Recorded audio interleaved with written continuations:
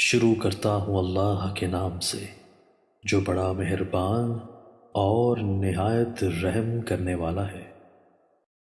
حضرت ابو ہریرہ رضی اللہ تعالیٰ عنہ کہتے ہیں کہ نبی صلی اللہ علیہ وآلہ وسلم نے فرمایا، ملک الموت ایک راستے میں آیا اور ایک سند میں یہ الفاظ ہیں، پہلے ملک الموت سامنے آیا کرتا تھا۔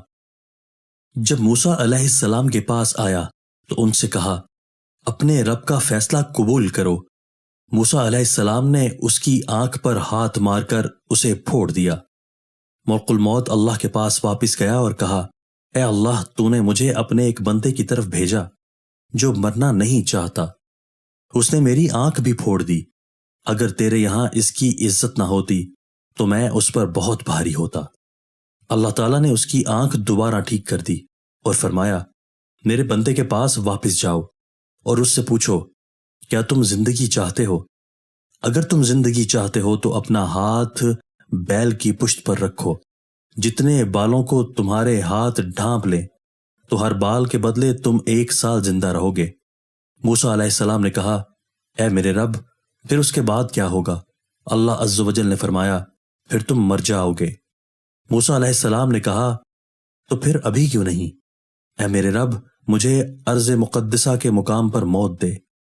ملک الموت نے انہیں ہلکا سا چھوا اور ان کی روح قبض کر لی۔ پھر ان کے بعد ملک الموت لوگوں کے پاس پوشیدہ آنے لگے۔